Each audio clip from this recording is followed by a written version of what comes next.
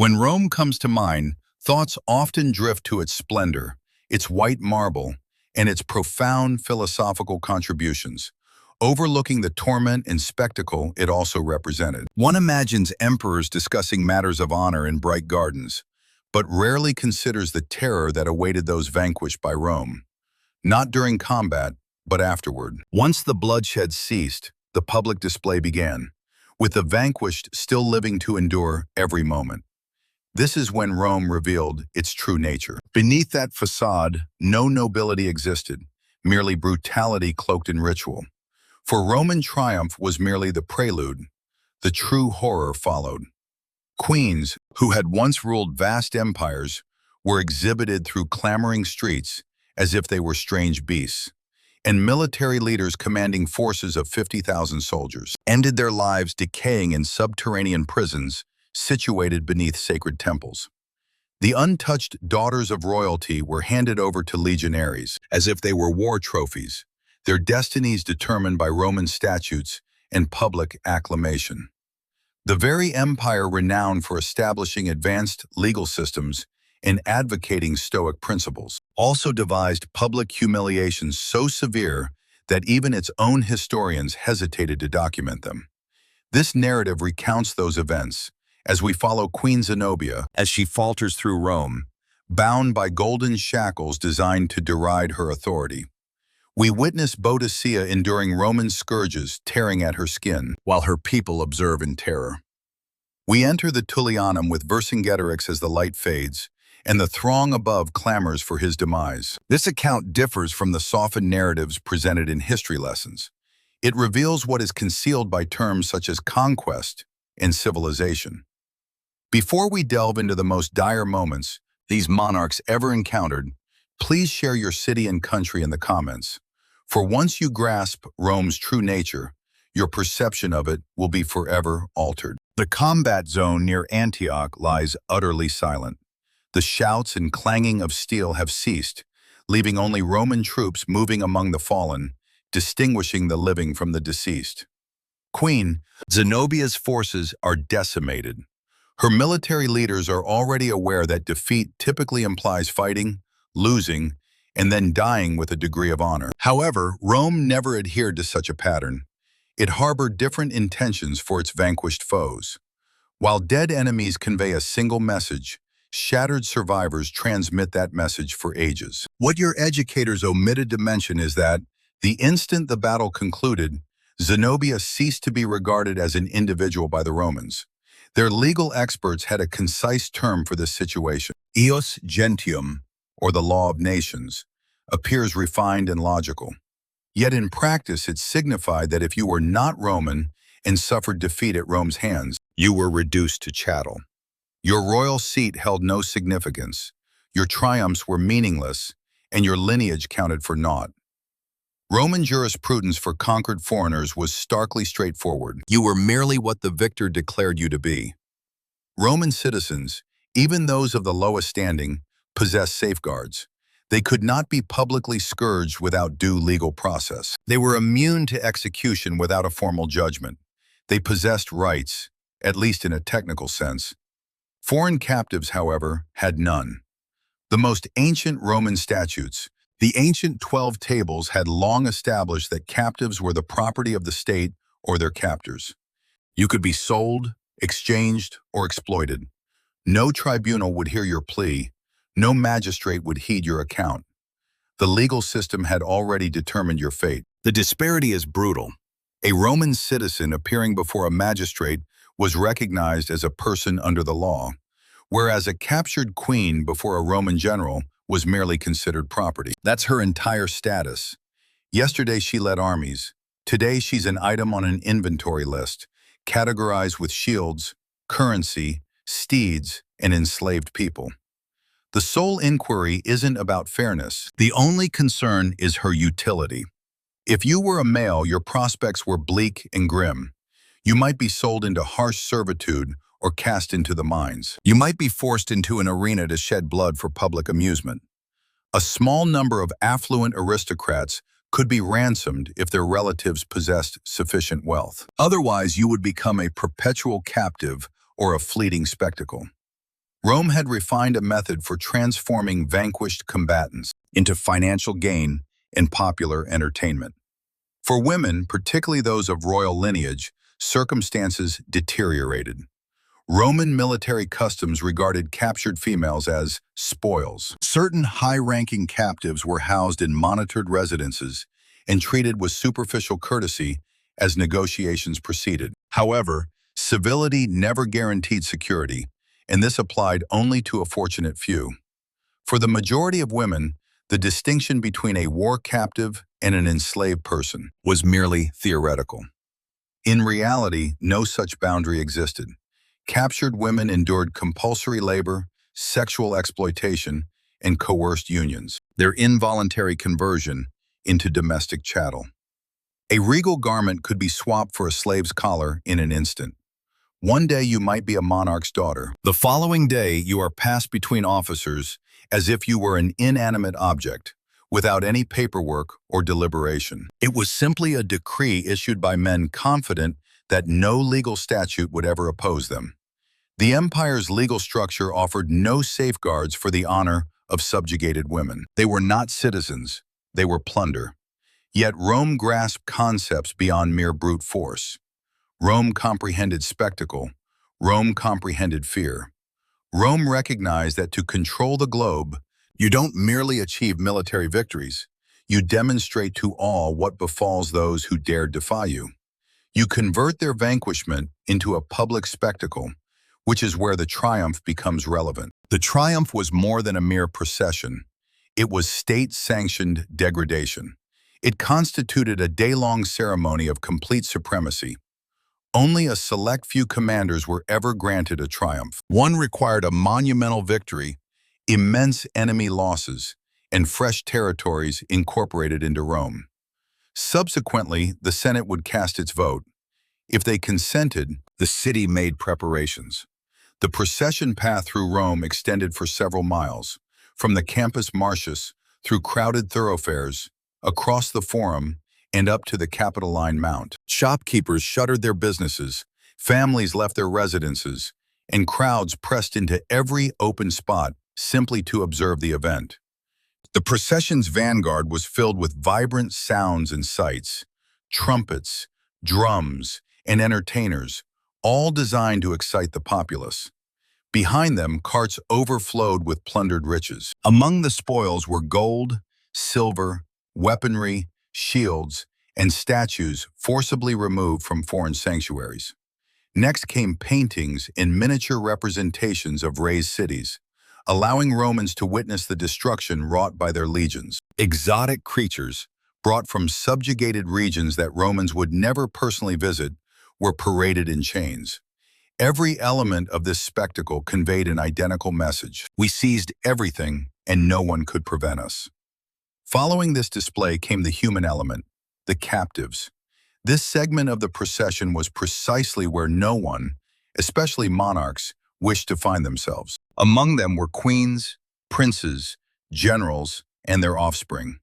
Some were clad in tattered garments, while others were intentionally made to wear their regal attire. Rome sought this stark juxtaposition. They desired the populace to observe both symbols of royalty and servitude simultaneously. The greater one's previous standing, the more amusement their downfall generated. Troops advanced in gleaming armor, whereas the vanquished struggled forward, their wrists tied and ankles fettered, under the gaze of thousands of eager Roman spectators. Roman chroniclers, such as Tacitus, did not sugarcoat these events. He documented the public display and degradation of defeated British leaders without reservation. Roman authorities never deemed such actions to be over the top. Instead, they declared it effective. The public humiliation of royal pride was not an unintended consequence, but the primary objective. It communicated a clear message to all allies and adversaries. Should you oppose Rome and suffer defeat, this will be your fate. You will not vanish discreetly. Instead, you will be paraded, ridiculed, and cast aside once the spectacle concludes. For female royalty, the indignity was even more profound for them. Their very presence served as part of the message. As they traversed the lengthy path, throngs of people gazed, yelled, laughed, and gestured. No one was arriving to rescue them. There were no screens to conceal themselves behind. The procession extended for many hours, its pace intentionally unhurried. This ensured that each urban sector could witness the spectacle. For a captured queen, each individual stride served as a stark reminder. You are no longer a sovereign, you are now merely a possession. Let's now refocus on Zenobia. She was far from an insignificant personality, nor was she a mere puppet monarch. Zenobia governed Palmyra, a metropolis that commanded commercial pathways linking the Roman Empire with the Orient. Following the Roman Empire's 3rd century crisis, a period marked by emperors ascending and descending from power in rapid succession, Zenobia recognized a chance. She acted swiftly. She expanded her domain into Egypt and throughout Syria, governing regions that had previously been Roman provinces. Rome took notice. The empire was already suffering greatly from internal disorder. Coupled with external dangers, the presence of an Eastern queen behaving as an equal power was intolerable. Emperor Aurelian was no academic. He was an expert at resolving difficulties. He re-established Roman dominion with brutal effectiveness. When his focus shifted to Zenobia, he dispatched not diplomatic envoys, but military legions. Successive military operations relentlessly eroded Palmyrene control. One by one, cities were forcibly brought back under Roman governance. Ultimately, near the Euphrates, as Zenobia attempted to flee eastward towards Persian lands, she was apprehended. There was no grand last stand, no dignified combat. She was taken into Roman captivity, alive, from that very moment. Her narrative was no longer her own. It had become a Roman possession. Aurelian fully understood the value of his capture. This was the queen who had issued coinage, bearing her likeness in territories Rome asserted as its own. This was the monarch whose forces had advanced into Egypt. Silently executing her would squander a powerful propaganda tool. Displaying her in a triumph would convey a clear message to every governor, general, and foreign ruler. Attempt to emulate her, and you will meet the same fate. 2 years following her apprehension, Rome was prepared. The empire had weathered a tempest of invasions, economic downturns, and civil strife. Aurelian had repelled adversaries, secured the frontiers, and vanquished the Palmyrene Empire that had defied him. He required a grand display to solidify his reputation as Rome's deliverer. The triumph of 274 CE was destined to be that very spectacle. Crowds poured into the city from rural areas, and whispers circulated that an Eastern queen would be paraded in shackles. On the morning of the triumph, Rome itself became a vast stage. The atmosphere was heavy with dust, perspiration, and eager expectation. Banners adorned structures while soldiers formed lines along the route to manage the throngs. Priests made ready for their offerings. Aurelian, clad in his distinctive triumphal attire, complete with a crown and a purple mantle. Backstage, captives were being organized, clothed, shackled, and placed. Zenobia was not positioned at the rear of the procession. Instead, she occupied the foremost spot among the prisoners. Historical accounts detail her attire. Not tattered garments nor plain clothing, but an extravagant profusion of jewels, bracelets, necklaces, and precious stones adorning her neck, arms, and gown. Furthermore, atop this ostentatious display, weighty, golden chains were fastened around her wrists and throat. These were not slender links, but rather ponderous, heavy bands that pulled her downwards. They were so immense that assistants were required to walk alongside her, helping to bear some of the burden to prevent her from utterly collapsing. Each stride was excruciating. With every movement, she was reminded of what had been taken from her. Rome intentionally selected gold over iron. This was not about confinement, but about derision. The message was undeniably clear. Every bit of wealth she had governed, all the commercial pathways her dominion had overseen, and all the riches she had once commanded had been transformed into these very fetters. She had been converted into a mobile exhibition of plundered opulence. More than merely a captive, she served as a living advertisement for Roman might throughout the East. The multitude cheered loudly as she went by. Some hurled abuses, while others simply gazed. Children observed the queen, now diminished to a weary woman striving to avoid falling onto the pavement. Senators watched from embellished platforms, assessing Aurelian's triumph. Envoys from various foreign realms looked on, making mental observations. This is how Rome treats monarchs who disregard their standing. This is the price of defiance, rendered as a live spectacle. And what thoughts occupied Zenobia's mind throughout those hours? She was well acquainted with Roman customs. She understood that a triumph's conclusion might signify the end of her life.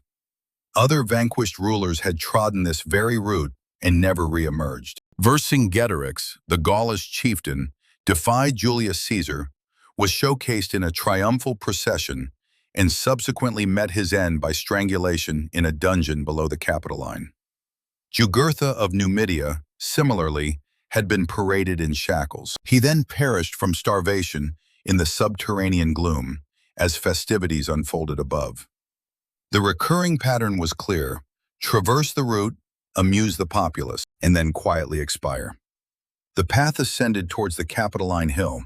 The clamor grew louder before gradually diminishing as the parade approached its ultimate destination. Grand temples appeared on the horizon, and priests advanced.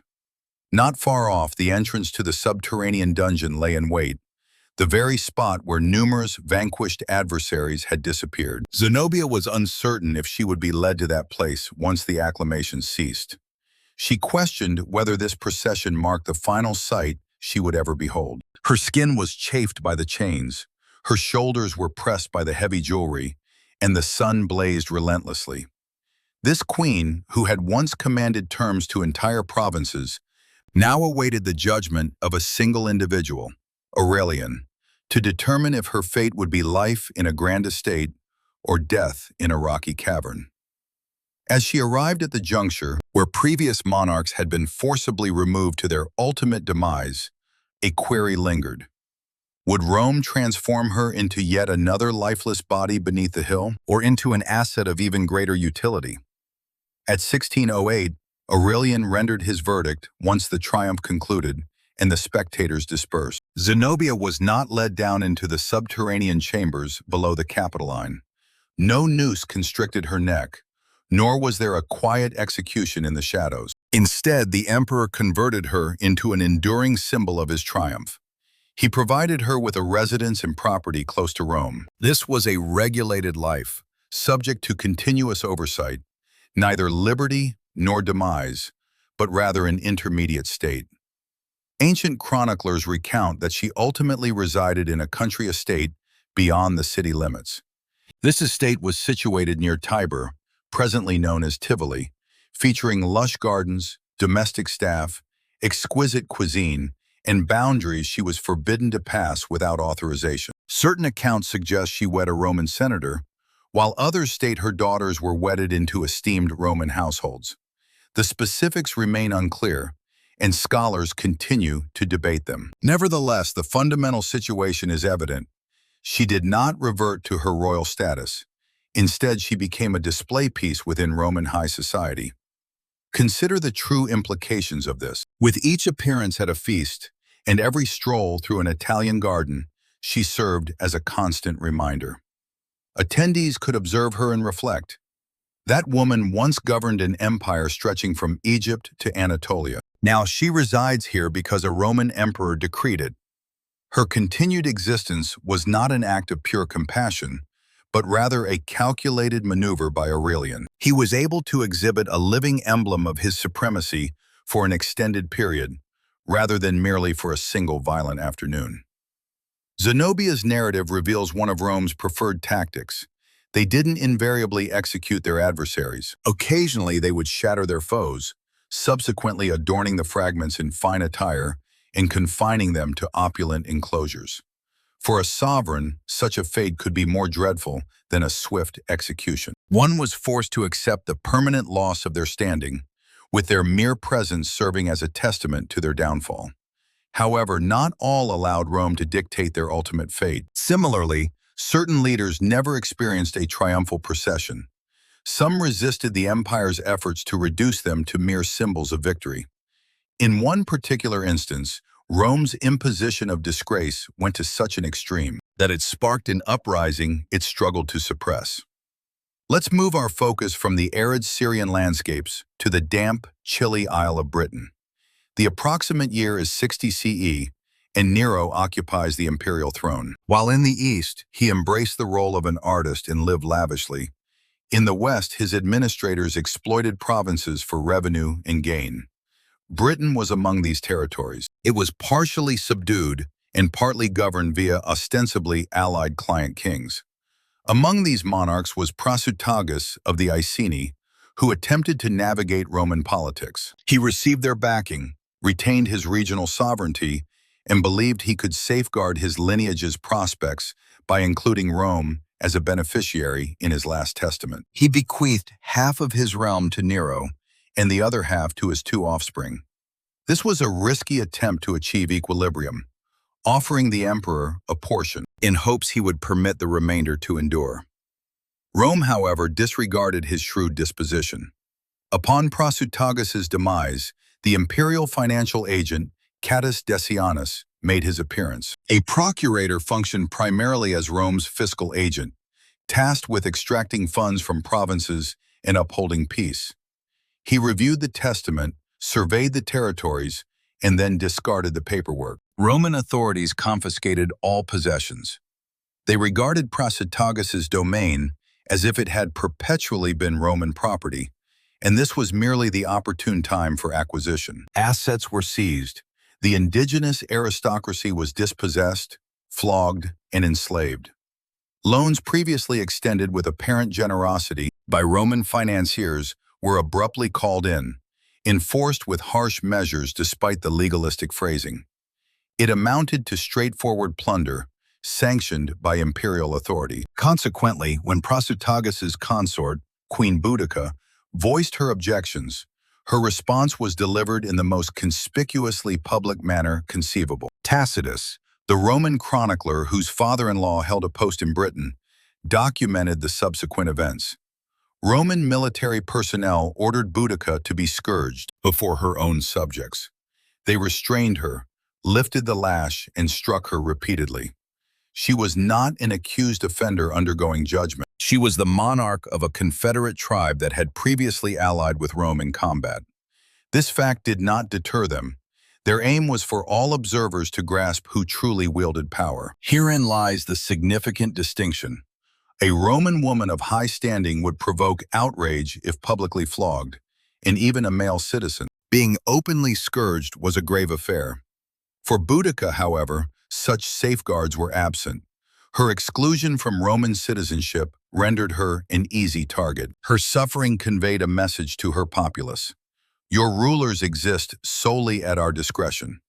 Subsequently, they targeted her daughters, two youthful, unmarried girls of royal lineage. Tacitus refrains from elaborate description.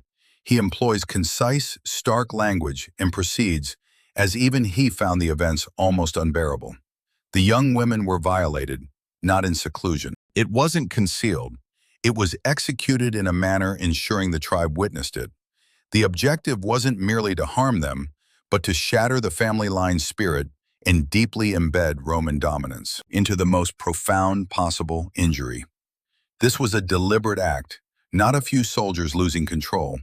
It was official policy, supported by a legal framework that recognized no crime in such actions.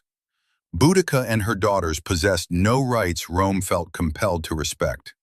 They served as instruments in a demonstration of what happens if you resist. However, the intended lesson backfired. Instead of fostering submission, it ignited such fierce fury that it almost dismantled Roman Britain. Boudica refused to retreat and resign herself to her new circumstances. Even as her lash wounds were still mending, she started traveling between communities, gathering supporters. Indigenous groups, long oppressed by Roman administrators, heeded her call. Fighters who had witnessed their lands seized and companions enslaved began to assemble. A significant number had previously served in Roman auxiliary forces and understood the Roman military's combat tactics. They also recognized another crucial fact. Inaction would mean the atrocities would continue indefinitely. The force Boudica amassed was enormous, numbering in the tens of thousands, possibly exceeding 100,000 according to Roman estimations. Men were equipped with swords, spears, axes, or any available weapon. Women rode in chariots, and elders cried out for vengeance. This was not a disciplined professional military like a Roman legion, but an entire people driven by resentment. Their initial objective was Camulodunum, a Roman settlement established on territory appropriated from indigenous tribes. It featured a temple dedicated to the deified Emperor Claudius, a stone edifice symbolizing Roman authority that the local populace was compelled to fund through their taxation. Boudica's forces attacked the city fiercely, incinerating structures, massacring the Roman inhabitants, and annihilating the garrison. There was no offer of negotiated surrender. No quarter was given. Rome had shown them the nature of mercy, and they reciprocated that lesson completely. Following this, they advanced on Londinium, the nascent form of what would become London. At that time, it functioned as a bustling commercial hub, not yet an official colony, but teeming with traders and Romanized Britons. The governor, Suetonius Paulinus, understood he lacked sufficient forces to defend it. He made a stark decision: evacuate what was possible, forsake the city, and preserve his army for a conclusive engagement at a later time. All those who remained behind encountered Boudica's wrath. Her forces surged into Londinium, reducing it to ruins. Structures burned with such intensity that modern archaeologists can still identify a distinct red stratum in the soil, resulting from the conflagration. Any individuals left in the settlement, merchants, families, or anyone unfortunate enough to be present, were slain. Verulamium, a third city, suffered an identical destiny. 3 key Roman strongholds in Britain were eradicated in quick succession. Tacitus asserts that approximately 70,000 Romans and their allies perished during the rebellion. Even if this figure is inflated, the extent of the devastation was immense. Boudica had seized the public disgrace Rome imposed upon her and flung it back at them. She didn't arrive in Rome in shackles. Instead, she transformed their territories into burial grounds. Ultimately, Suetonius Paulinus located a battlefield where he could dictate the terms. He chose an area where Roman military discipline and superior armor could prevail against sheer numerical superiorities. Boudica's fighters assembled at the forefront, with their families and carts arrayed behind them, observing and preventing any escape. Tacitus recounts that she then emerged and addressed them. She spoke, not as a sovereign asserting a legal right, but as a woman and a mother responding to mistreatment. Her core message was, "I stand before you as an individual, one of your own. I am not a queen pleading for a lost crown. I contend as any individual who has suffered assault and whose offspring have been abused. The Romans perceive us as chattel. Today we will prove them wrong." Tacitus's account of her address is stark, focusing on the flogging and the atrocities committed against her daughters as the primary justification for conflict.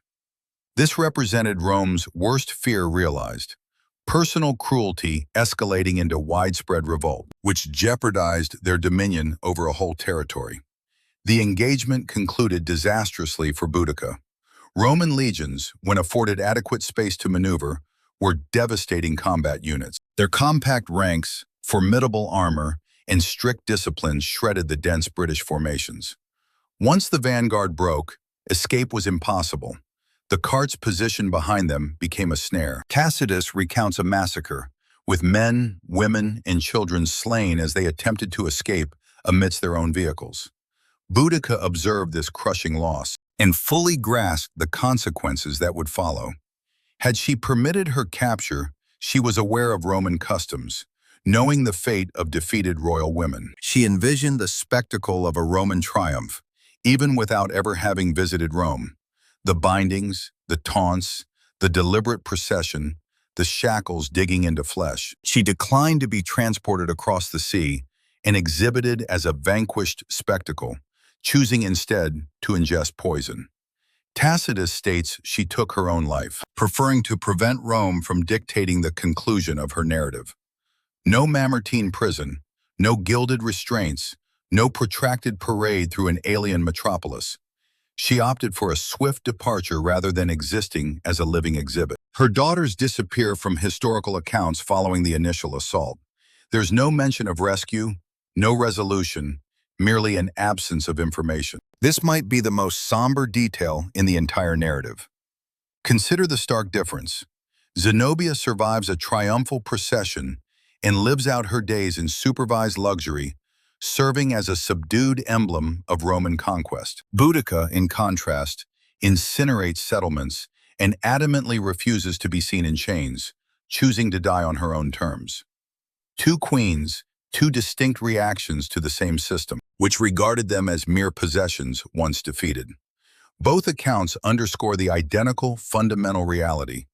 Rome's true power lay not solely in its legions, but in the extent of its resolve to utterly break the spirit of those who defied it. Yet what of the rulers who possessed no alternatives whatsoever? Those who were not shown mercy, unlike Zenobia, and who failed to evade capture, unlike Boudica. For those whom Rome paraded through its thoroughfares before consigning them to oblivion beneath the earth, their demise occurred in a location that endures to this day. Situated below contemporary Rome, even though the majority of individuals traversing above remain unaware of the events that transpired there, beneath the Capitoline Hill, close to the city's political core, stood the Tullianum, subsequently known as the Mamertine prison. Externally, it appeared as an unadorned stone edifice. Internally, it functioned as a two-tiered confinement. The upper cell housed significant captives awaiting their verdict. The lower cell, accessible solely via a floor opening, was where punishments were executed. This was no sprawling, intricate prison. Rather, it was a confined, moist cavity hewn from stone. The subterranean tier remained utterly black, lacking any street-level entrance. To incarcerate an individual, they were lowered through the aperture. Their removal followed the same procedure, typically post-mortem. Roman authors frequently noted the squalor. The atmosphere was frigid and stifling. If the authorities wished for your disappearance, this location served that purpose discreetly. Now introduce Vercingetorix. He had achieved what virtually no one else could. He had successfully unified numerous Gallic clans against Julius Caesar. He compelled Caesar into arduous engagements, immobilized legions, and almost reversed the course of Roman territorial growth. In Gaul, his ultimate defense at Alesia culminated in capitulation as famine decimated his forces.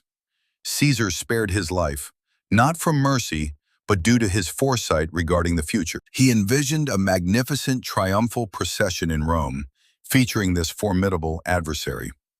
Vercingetorix endured approximately 6 years as a captive, 6 years aware that his destiny was merely postponed. His doom was not averted, but merely deferred. He remained incarcerated as Caesar concluded his military campaigns and political conflicts. By the moment he was transported to Rome for the triumph, by 46 BCE, he no longer resembled the formidable, dignified equestrian chieftain. He appeared emaciated, debilitated, and utterly altered by his imprisonment. This was precisely the condition Rome desired him to be in. On the day of Caesar's triumphal parade, the established spectacle unfolded. Riches, artworks, seized banners, and unusual animals. A torrent of pillaged wealth flowed past, followed by the captives, with Vercingetorix leading the vanquished. Romans strained to catch a glimpse of the individual, whose identity they had encountered in orations and correspondence, the insurgent who nearly thwarted their general's military endeavor. He proceeded through thoroughfares resounding with acclamations for the very person who had annihilated his nation's liberty. The procession ascended towards the Capitoline, where temples awaited sacrificial rites. The atmosphere was dense with aromatic smoke and clamor. At a specific juncture close to the elevation, a segment of the parade diverged. The throngs pressed forward to observe Caesar's progression towards the Temple of Jupiter. Scarcely anyone noticed the destination of the captives. They had fulfilled their role. The populace had witnessed their degradation. Now the remainder would transpire unseen. Under military escort, Vercingetorix was guided to the Tullianum's entry point, a small, iron-reinforced stone portal, leading to a floor with an aperture to the chasm beneath. He recognized this place. Every foreign dignitary brought here comprehended its precise implication. Some pleaded, some remained mute, some reviled their tormentors. None ever departed. The custodians readied the cord. The abyss yawned below him. Above, Caesar's victory parade continued, with drums thrumming and multitudes acclaiming his name. Beneath the hill, in the stagnant atmosphere, a distinct ceremony was on the verge of commencing. Vercingetorix, who had formerly united an entire continent against Roman dominion, now stood at the precipice of that chasm. He awaited the ultimate action. The noose constricted around Vercingetorix's throat. No address, no parting statements were preserved for posterity. A single instant. A man who had once instilled fear in Rome stood upon the stones of the upper chamber. Moments later, he was being lowered through the aperture into the dark abyss beneath. The subterranean cell swallowed him whole. No torches illuminated the darkness. No throngs gathered. No music played. Only the distant sounds of soldiers toiling overhead. A faint resonance of festivities seeped in from the thoroughfares. The Tullianum's lower chamber was certainly not designed for ease. Its purpose was annihilation. Moisture seeped from the stone walls. The air was stifling, and the floor was irregular, sodden, and defiled by the remains of previous occupants. Powerful figures did not face elaborate executions on elevated stages. They were denied flames or public display. Instead, they perished, choked in the gloom, much like insignificant offenders whose identities would be forgotten. Vercingetorix, the individual who had compelled Caesar into arduous conflicts and made him contend for every segment of Gaul, met his end here, a rope constricting his windpipe from above. The triumphal procession proceeded. Caesar, adorned with a laurel wreath, rode in his chariot, basking in the acclamations. Priests offered white bulls at Jupiter's temple. Musicians performed, and the city celebrated. Below, Vercingetorix's lifeless form slumped against the stone as his vitality ebbed away. Once completed, soldiers would hoist him back up. Alternatively, they would pull him through a different exit and discard him as refuse. This marked the ultimate stage in his transformation from a dreaded adversary to a struggling victim. Ultimately, he became a cadaver beneath a mound. Furthermore, Caesar could gesture and proclaim, "Behold the fate of those who oppose me." He wasn't unique. Rome established this as a recurring practice. King Jugurtha of Numidia endured an identical fate, though it was protracted and more brutal. Jugurtha had posed a significant challenge to Rome. He governed a portion of North Africa and possessed a precise understanding of how to leverage wealth and pacts. Upon the arrival of senators, he bribed them. When generals advanced, he delayed them. He employed bribery and ambushes. He comprehended Rome's venality and utilized it as a weapon against them. The Jugurthine War persisted for an extended period, revealing the profound decay within Roman politics. This brought disgrace upon the Republic. In time, the Romans discovered an incorruptible general, Gaius Marius. An ally betrayed Jugurtha, leading to his surrender. This ought to have concluded the matter, but Rome was not content with merely eliminating him. They desired a spectacle. Rome aimed to illustrate that even this astute, elusive monarch, who had previously scorned their authority, could be publicly vanquished. In 104 BCE, Jugurtha was exhibited in Marius's triumphal procession. By that point, he no longer appeared as a sovereign. He was a broken man. Chains dug into his flesh. His prolonged imprisonment had eroded both his physical well-being and his dignity. Those who had tracked the conflict identified him and cheered. For them, he served as evidence that Rome, once it concentrated its efforts, was capable of rectifying its problems. To Marius, he was merely an accessory, a living emblem of triumph. Following the procession, the ultimate destination was once more the Tullianum, the identical stone, the same chasm. Jugurtha was forcibly pulled inside, Soldiers divested him of his garments, even tearing off his earrings with such brutality. His ears were torn, and he was pushed towards the entrance. Ancient accounts state that as he descended into the frigid, within the vile cell, he deliriously exclaimed something akin to, "By Hercules, how frigid is this bath of yours?" This remark, steeped in harsh irony, highlighted that it was no bath, but rather a grave. They didn't grant him the swiftness of strangulation.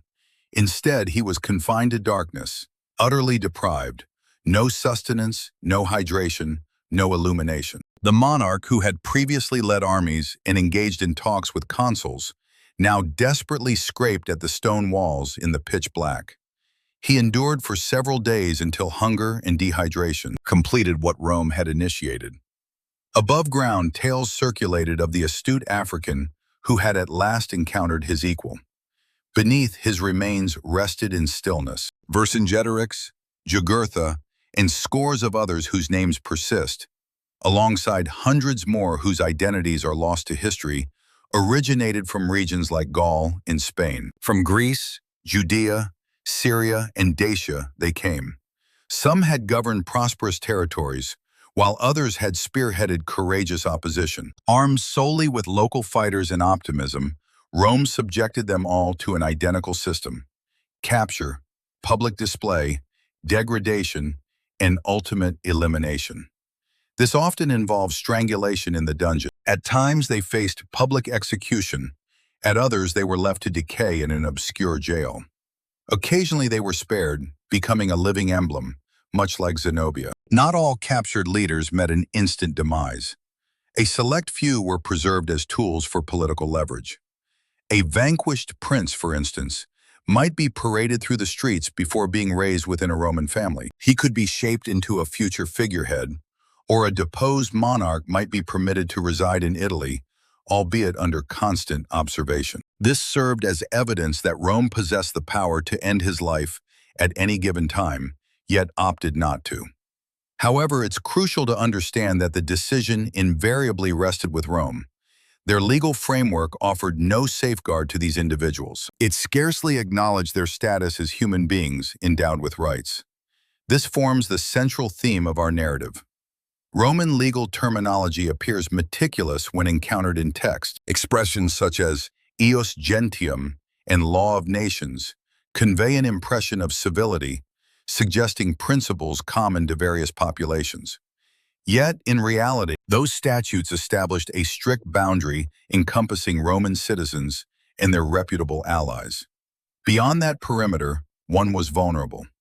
If your city defied Rome and was defeated, you forfeited your legal identity. The very system that championed justice and due process abruptly became oblivious. You were considered chattel. Your physical being, your offspring, and your inherent worth were entirely at the discretion of the conqueror. Let's revisit the examples we've examined. Zenobia, who expanded her dominion throughout the eastern territories, is adorned in oppressive gold and compelled to march until her limbs tremble. She endures, yet merely as a managed emblem, confined to a villa beyond Rome's walls, constantly under scrutiny. Boudica, who witnessed her husband's last wishes disregarded, is flogged before her own populace. Her daughters are violated, a clear message being sent. Even noble lineage offers no protection. She sets Roman cities ablaze, but takes her own life to escape enslavement. Vercingetorix, meanwhile, endures years anticipating a prearranged execution. Meanwhile, Jugurtha perishes, choked in a squalid dungeon, as Caesar basks in adulation overhead. Jugurtha starves in obscurity, having been showcased as a triumphal trophy. They hailed from diverse territories, distinct cultures, and various conflicts, yet all were ensnared in an identical ultimate fate the instant they forfeited the legal protections afforded to Roman citizens. It ceased to matter what qualities you possessed: bravery, intellect, tactical skill, or integrity. None of these held any significance. The sole determinant was the extent to which your suffering and your ruin served Rome's self-narrative. These triumphal processions transcended mere civic festivities. They functioned as instruments of war, as dynamic propaganda conveying to foreign envoys the precise manner in which Rome handled its adversaries. They served as a stark reminder to allied monarchs that their alliance with the empire endured solely at Rome's convenience.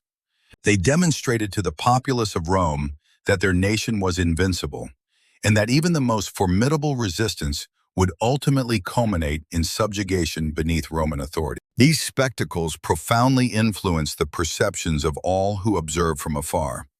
If you governed a realm bordering Roman lands and learned of Zenobia's fate or Vercingetorix's demise, you were compelled to deliberate intensely. Would you hazard all and engage in conflict, or would you ratify the agreements, render the tribute, and pray your kin would never experience the touch of Roman bonds? This illustrates the true functioning of empires, which relies not solely on military forces and diplomatic efforts, but also on intimidation, narratives, public ceremonies such as the Triumph, and concealed dungeons like the Mamertine. One reveals the degradation, while the other finalizes it unseen. What renders this even more unsettling is the way history is whitewashed over time in contemporary literature and travel guides. One finds terms such as Romanization, integration, and provincial administration.